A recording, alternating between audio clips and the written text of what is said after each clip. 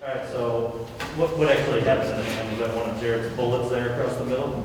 I mean, he was slinging it, but I honestly don't know. Just came in and it was kind of a little big, but I mean, it'll be fine. We're no worries here. So. No sense that it could potentially keep you out on something? I mean, nothing else has, so I don't know if a hand will. Anything broken in there? No, no. You certainly can't miss this one up against Noah. Do you guys have any friendly rivalry or anything like that with this matchup? We don't, not yet. We'll see though when it gets closer. Obviously, it was a good time playing with him at Iowa, and it'll be nice to see him. We played him each other our rookie year, but I wasn't there for that one because I hurt my ankle, and then so it'll be good to actually play against him and be over there. So yeah. You guys are always obviously going to be linked, being 2 first-round picks from the same school. Have you guys stayed friends? Were you friends at Iowa too, and just? Yeah, I mean me and Noah, it was obviously a friendly competition every day. Walking into the building and just being able to get drafted with him, that was a cool thing because it never happened before with 2 tight ends in the first round, and then.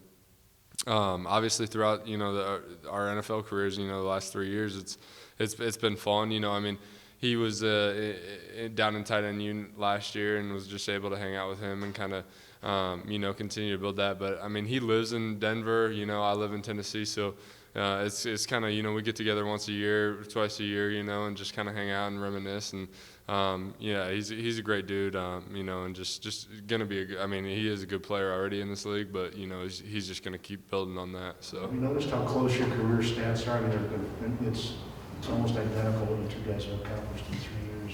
Really? No, honestly I haven't even looked.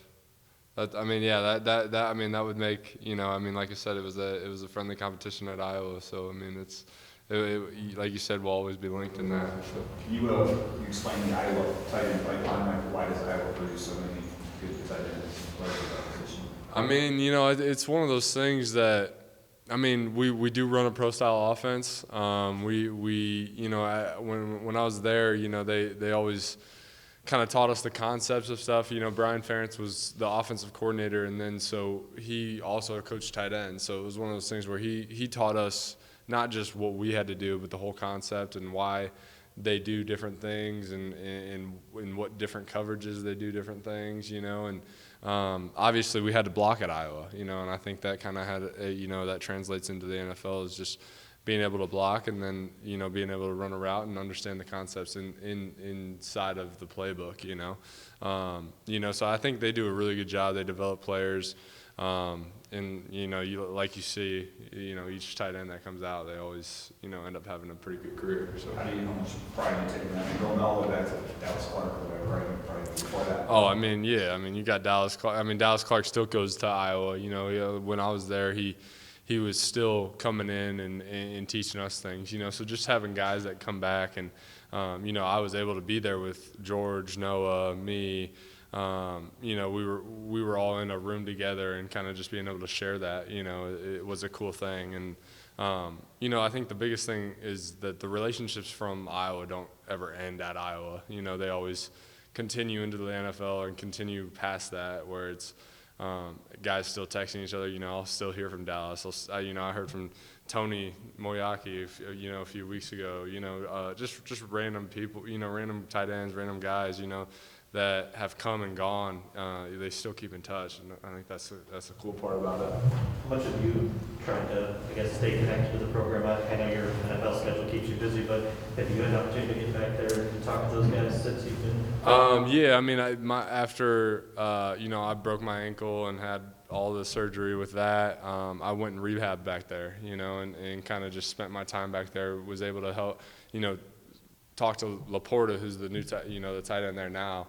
And just be able to watch film with him and do some things. And, that's the place that I'll always be connected to, that I'll always, go back and help. And, when I'm done with my NFL career, that's where I'll, I'm sure I'll be back there a few times out of the year just to be able to hang out with the program. And, that's the cool part is with Coach Ferentz. He's been with him being there for, I think he's on his 23rd 22nd or 23rd year, one of the two, and you know, just being able to have that sustainability there, and you can always go back, and you always have those roots at that place. So. How fun was, guys, a couple more. How fun was the tape session Monday? Not just obviously getting the win and the weight that comes off the shoulders there, but the passing game really opened up. I mean, you guys took some shots, connected on some shots. You had a couple of them. Just how much fun was that to watch that and see what the offense can be when you guys push it and push the ball down the field and are successful and that kind of stuff? Yeah, I mean, it was just exciting to, you know, be able to do that on a Sunday, I guess, if that makes sense, you know, because, I mean, we've done that, you know, we've had a couple spurts here and there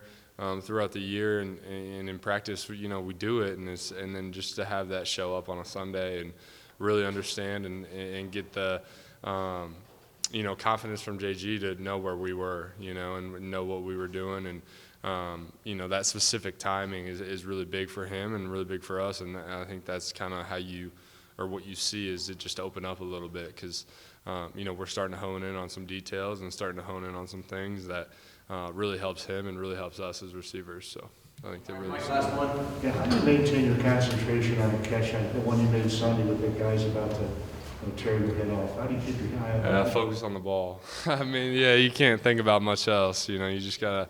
I mean, I remember just a flash of brown showing up over a helmet, and that's kind of what you got to focus on. You know, you don't see much else.